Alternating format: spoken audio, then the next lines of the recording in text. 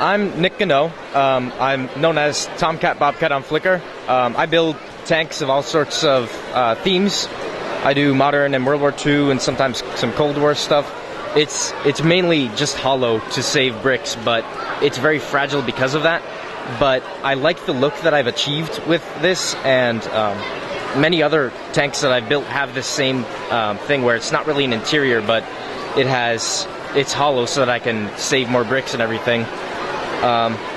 For instance, the KV-1 all the way over here, that was my very first tank that I built, and ever since then I've been really loving building tanks because it's tons of fun to get the shaping right and everything. And you can, especially with the modern tanks, you can have a lot of artistic license with the shaping of the turret and everything because there's so many variants. Whereas with World War II stuff, you kind of have to stick to a rigid shape and everything. Yeah, so that's really cool, and I like how you did that. And like you said, it's a lot of fun to build them because it's really recognizable when you get it done well. So where's the inspiration come for a lot of these? Do you look up photos of the historical ones and things? How does that work? Well, I would consider myself a bit of a history buff. I like to read a lot about history, so I when I'm reading about history and I come across a battle or a war, I'll look up the actual battles online to read more about them, and I'll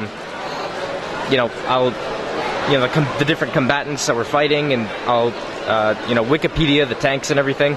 So a lot of my inspiration comes from history itself, but a lot of it is also directly from people who build other tanks on Flickr.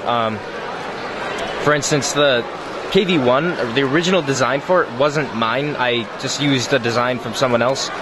But after looking at many different people's KV-1s, I decided to make my own in a different style, but using some of the same variants of other people's.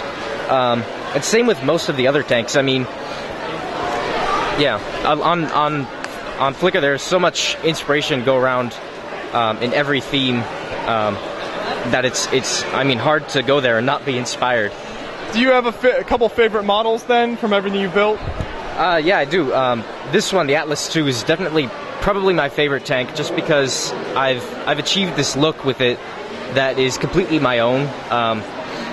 There are some design elements from other people, but I really am fond of how unique it looks when compared to other tanks. And also, the camouflage scheme is really nice as well. A lot of the tanks that I've made that have camouflage all turn out looking really nice, in my opinion. So those, I would say, are my favorite. I do like this, I call it a Manticore, but it's not a real tank, it's just a fictional one. I like it a lot because it has a pretty functional interior. There's a minifigure inside there. I'll try to open this up to show you. He's in there. He's actually kind of falling over, but yeah. Yeah, you can even fit a minifig inside there then. Yep. Yeah, it's tough to get the interior right, but it's really satisfying to get that down, especially to be able to fit a full minifigure in there. When you're building a tank, do you ever find that you're using a specific assortment of pieces over maybe like a different kind? Like, do you find you're using the same piece over and over again? Does that ever happen? Yeah, definitely. With a lot of the tanks, I find myself really, obviously needing tiles. The tiles are everywhere, but really helpful pieces are those jumper plates with the stud in the middle. For instance, let me see, like that right there is a jumper plate. Detail pieces are really nice, those 1x1 circles that are tiled. And in particular, this one piece here, these pieces that fit on there are very helpful for barrels of the guns and everything. And of course, I need a lot of tracks.